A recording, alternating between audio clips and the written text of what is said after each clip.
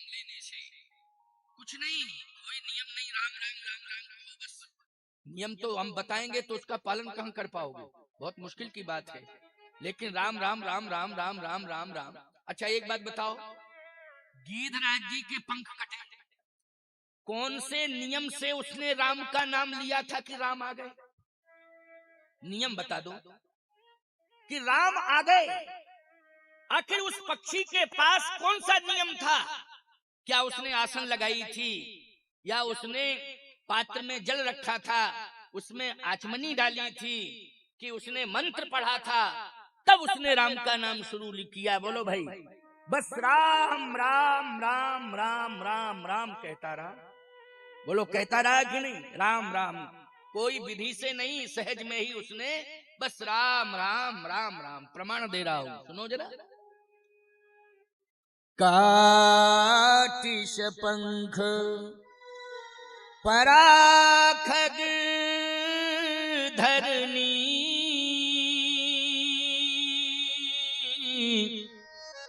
सुमिरि राम कर अद्भुत करनी।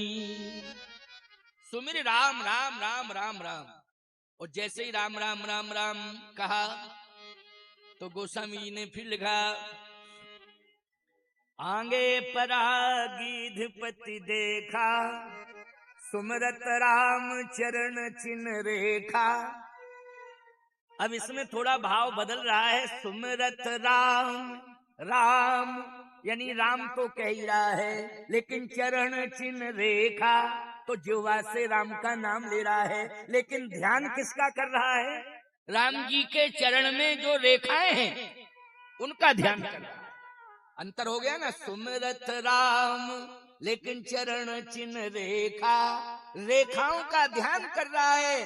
जो भगवान के चरणों में रेखाएं हैं उनका ध्यान कर रहा है। आप कहोगे महाराज राम जी पहली बार मिल रहे गीधराज जटायु को, कहां से रेखाओं का ध्यान? अरे उसको क्या पता है, उसको क्या पता? पहली बार वो राम जी को देखेगा, राम जी के चरण देखेगा, रेखाएं तो तब ना बताए जब दर्शन किया हो चरणों का। तो जब राम जी का जन्म हुआ था उस समय गीधराज जटायु जी राम जन्मोत्सव में सम्मिलित हुए थे, और उन्होंने, अच्छा बच्चा जो है जन्म के बाद पहला जन्मोत्सव होता है तो उसमें बच्चा बैठा हुआ होता है कि लेटा हुआ होता है? जल्दी बोलो। उस समय जो है लेटा हुआ होता है। जन्म के बाद जो उत्सव मनाया जाता है उसमें बैठने की क्षमता नहीं होती है, लेटने की। अच्छा बच्चा लेटा है तो वो लोग पैर के तलवे में जो रेखाएं हैं वो दिखाई दे जाएंगी कि नहीं दे जाएंगी? जो पैर के तलवों की रेखाएं हैं वो दिखाई दे जाएंगी। आप कहोगे महाराज छोटे से बच्चे की इतनी बारीक रेखाएं होती हैं कि वो दिखाई नहीं देती हैं, लेकिन गीधें दृष्टि अपार, गीधें दृष्टि अपार। गीध कैसी दृष्टि पैनी किसी की हो नहीं सकती है। याद रखना, समुद्र के उस पार लंका किसी बंदर को दिखाई नहीं दे रही थी, लेकिन संपाति को सीता जी बैठी हुई दिखाई दे रही थी। संपाति ने कहा कि मैं यहीं से देख रहा हूँ, अशोक वृक्ष के नीचे सीता जी बैठी हैं, क्योंकि गीध है दृष्टि अपार। इसलिए गीधराज जटायु ने राम जी के जन्म के समय अयोध्या जाकर के भगवान के चरणों का दर्शन किया था। तो दर्शन में वो रेखाएं उसके नेत्रों में बसी थी। तो सुमरत राम चरण चिन्ह रेखा। भगवान पहुंच गए। भगवान ने कहा गीधराज जी आपको कष्ट बहुत है। गीधराज जी ने कहा कि कष्ट दूर करने के लिए आप आ गए। भगवान ने कहा लेकिन एक बात समझ में नहीं आ रही है कि तुम मेरे चरणों में जो रेखाएं हैं उनका ध्यान क्यों कर रहे थे? नेत्रों का ध्यान करते, कपोलों का ध्यान करते, ओष्ठ का ध्यान करते, अधरों का, हृदय का ध्यान करते, अरे चरणों का ध्यान कर लेते, लेकिन चरणों के में जो तलवों में रेखाएं हैं उन रेखाओं का इतनी बारीकी से आपने ध्यान किया है कि वो रेखाओं का ध्यान किया आपने। गीधराज जी बोले आपके नेत्रों का दर्शन करने वालों भक्तों की लाखों की भीड़ लगी है मंदिर में, वो आपके नेत्रों का दर्शन कर रहे हैं। भगवान के नेत्र बहुत अच्छे हैं, बोलो है कि नहीं? पुंडरीक विशालाक्ष, आपके नेत्र इतने आकर्षणीय हैं कि संसार में किसी के भी नेत्र नहीं है ऐसे जैसे आपके। तो वो भक्त जो है दर्शन कर रहे हैं तो रूप का चिंतन क्यों नहीं किया? कहे तरुणौ रूप संपन्नौ सुकुमारौ महाबलौ। रूप का दर्शन भी तमाम भक्त कर रहे हैं। बोलो दर्शन ही तो रूप ही का दर्शन तो कर रहे हैं। तो कहे लाइन लगी है, भीड़ लगी है, अब उस भीड़ में हम कैसे घुसे? हम तो गीध हैं। तो भगवान ने कहा कि चरणों का ध्यान कर लेते। कहा चरणों में पद राजीव बरन नहीं जाई, मुनिमन मधु बसे जिन माही। महात्मा रह रहे हैं चरणों में, वहां भी भीड़ लगी है। तो भगवान ने कहा एक काम कर लेते, जो चरण रज है उसका ध्यान कर लेते, लेकिन रज का ध्यान नहीं, रेखाओं का ध्यान। गीधराज जी बोले रज का ध्यान क्या करते? जब मिथिला जा रहे थे तो रज अहिल्या ने ले ली, थोड़ी सी बची थी। जब आप बना रहे थे मेरे पास तो बीच में केवट आ गया, कमंडल लेके उसने धोके पी ली। जो बची उची थी थोड़ी बहुत, उसने गंगा के किनारे, आप तो यहीं आ रहे थे हमारे पास ही, लेकिन केवट ने बीच में रोक के ही कठौता मंगाया और उसमें पूरा चरण धो लिया और धोने से सारी रज पी गया, धो करके पी गया। तो मैंने देखा कि चरणों में महात्मा है। आपके नैनार विंद का दर्शन लाखों भक्त कर रहे हैं, आपके हृदयार विंद का दर्शन लाखों करोड़ों भक्त कर रहे हैं, आपके पादार विंद में हजारों लाखों महात्मा पड़े हुए हैं। और आपके चरण रज के लिए अहिल्या जैसी तपस्विनी लालायित है, वो पड़ी है, इंतजार कर रही है। और फिर केवट जैसा भक्त जो विमल भक्ति का अधिकारी है, उसने तो चरण धोके ही पी लिए। मैंने कहा कि ऐसी जगह का चिंतन करूं जहां किसी का मन नहीं जा रहा हो। तो मैंने कहा रेखा ही बची है, इसलिए रेखाओं का ध्यान करो। रेखा ही शेष बची है, इसलिए रेखाओं का ही ध्यान करो, बस इसी में कल्याण हो जाएगा। सोचो जरा, विचार करना, ये कोई अनुष्ठान नहीं है, ये कोई आसन सिद्धि नहीं है। याद रखना, ये भक्ति की भावना है। ये क्या है बोलो? ये भक्ति की भावना है। इसलिए भाववश भगवान सुख निधान करुणायन, तज ममता मदमान, भजिए सदा सीता रमन, भजिए सदा सीता रमन।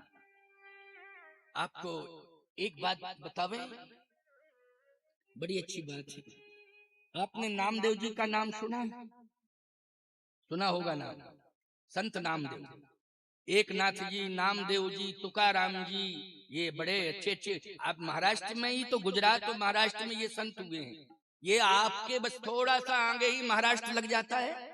क्यों भाई, बॉर्डर पर हैं हम। बालाघाट पार करो उधर तो भंडारा जिला आ जाता है शायद, है ना? भंडारा किस में आ गया? गोंदिया आ जाता है इधर साइड में। तो ये गोंदिया महाराष्ट्र में है, भंडारा भी महाराष्ट्र में है। ये रामटेक वगैरह सब इधर ही तो है ना? रामपायली एक स्थान है, ये रामपायली बालाघाट में आता है, मध्य प्रदेश में आता है। इसके बाद ही महाराष्ट्र शुरू हो जाता है। रामपायली मानी श्री किशोरी जी की पायल वहीं पर रह गई थी, वो रामपायली स्थान हो गया। समझ गए हो ना? श्री जानकी मैया की पायल है नहीं, रामपायली, ठीक है ना? तो ये सब भक्ति क्षेत्र है पूरा। ये जितना भी वनांचल है, ये श्री राम की लीला का क्षेत्र है, वन लीला का क्षेत्र है पूरा। इसलिए भक्ति से भरा हुआ क्षेत्र है जहां तुम लोग रहते हो। अगर कोई व्यक्ति ये कहता है अरे क्या है वहां वनांचल में वनवासी लोग रहते हैं, नहीं नहीं, वनांचल में खजाना है, भक्ति का खजाना है। किसका खजाना है? भक्ति का खजाना है। श्री राम के पद, श्री राम के चरण इस भूमि से, इस भूमि पर पड़े हैं। यहीं से श्री राम निकलते हुए आगे की यात्रा प्रारंभ किए। तुम लोग भक्ति की भूमि पर रहते हो, और याद रखना जहां भक्ति की भूमि होती है वहां पर सबसे बड़ी आध्यात्मिक संपदा होती है। आध्यात्मिक संपदा के तुम सब अधिकारी हो। इसलिए अपने आप को पूर्ण रूपेण भगवान के चरणों का भक्त समझा करो और अपने मन को प्रसन्न रखा करो।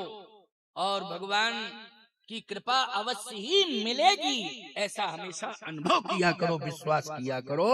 आप निश्चित रूप से भगवान के धाम के अधिकारी हैं, इसमें संशय नहीं है। तो आज राम राम राम राम कहने वाले को राम मिल गए। बोलो मिल गए कि नहीं? और आपको एक बात बतावें, आपका बेटा निश्चित रूप से जब अंतिम श्वास निकल जाती है तो शायद कोई ऐसी बात करने लग जावे कि घंटे 2 घंटे अंत्येष्टि रह जावे। क्योंकि आजकल संपत्ति के कारण बच्चे भी आपस में विवाद करना शुरू कर देते हैं। वो कहता है नहीं नहीं मैं करूंगा, वो कहता नहीं मैं करूंगा, वो कहता नहीं करने दूंगा तुमको। क्यों? प्रमाण बनेगा, ये बनेगा, वो बनेगा। लेकिन प्यारे विश्वास रखना, जो राम के नाम पर आश्रित था उसकी अंत्येष्टि करने के लिए कौन गया? बोलो राम गया कि नहीं गया? राम गया उसकी अंत्येष्टि करने के लिए। संतान एक बार विवाद कर सकती है अंतिम श्वास निकलने के बाद, लेकिन राम और विवाद हुआ तो निश्चित रूप से उस समय आपके परलोक में एक बाधा खड़ी हुई है। ये पक्की बात मान लेना। क्या खड़ी हो गई है? परलोक में एक बाधा खड़ी हो गई है। लेकिन यदि आपने राम का नाम सदा लिया है और आप ले रहे हैं तो आपकी अंतिम श्वास निकलने के बाद चाहे जितनी सांसारिक बाधाएं आ जाएं, लेकिन राम का नाम परलोक का मार्ग प्रशस्त कर देगा और परम पद को दिला देगा। क्योंकि राम नाम कलि अभिमति दाता, हित परलोक लोक पितु माता। ये गोस्वामी जी का चैलेंज है। राम नाम कलि अभिमति दाता, हित परलोक लोक पितु माता। लोक में भी कल्याण करने वाला है और परलोक में भी कल्याण करने वाला है। ऐसा राम का नाम है। गीधराज जटायु ने राम राम कह करके कहा गीत गए हरिधाम, भगवान का धाम प्राप्त कर लिया। बड़ी ताकत है राम नाम में।